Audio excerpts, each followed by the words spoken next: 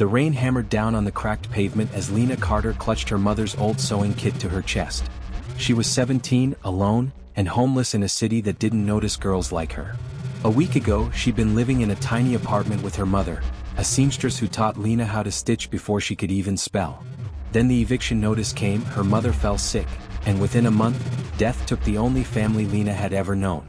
Now, she had nothing but the rusty needle tucked inside a weathered sewing box, and a dream she barely dared to speak aloud, to become a fashion designer.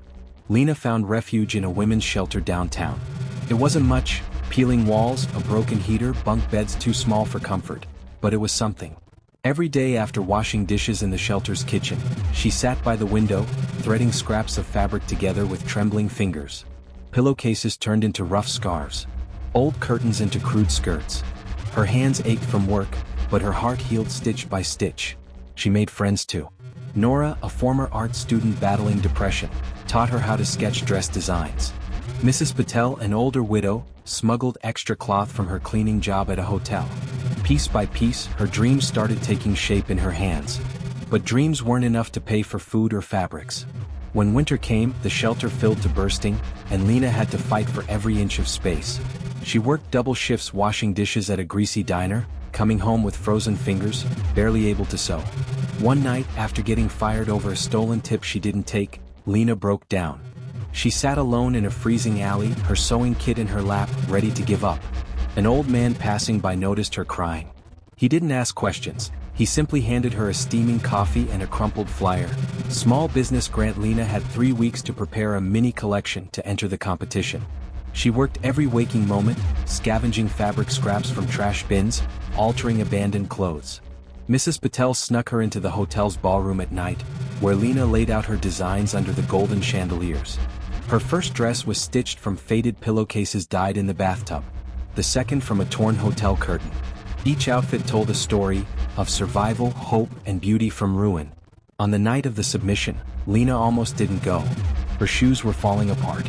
She had no makeup, no fancy portfolio.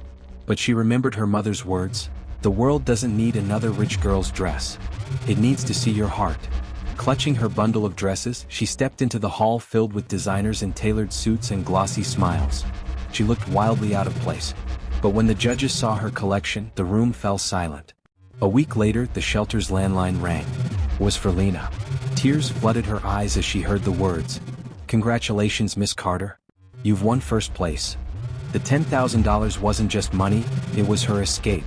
It was her chance to rent a tiny studio apartment, to buy real fabric, to start a brand. She named it Threadbare Dreams, a nod to where she started.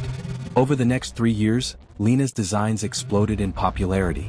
She became known for transforming discarded materials into stunning, sustainable fashion. She graced magazine covers, was invited to Paris Fashion Week, and one day, opened her first boutique just a block from the shelter that had once saved her life. Success didn't erase Lina's memories of hunger, fear, and loneliness. Instead, it sharpened her mission.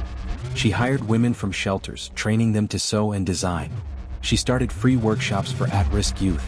She kept a framed photo of her mother's sewing kit in her boutique, a reminder that sometimes, dreams are stitched together from almost nothing. And every time she walked past the mirror before a show, she whispered, "You had nothing but a needle and a dream." And it was enough.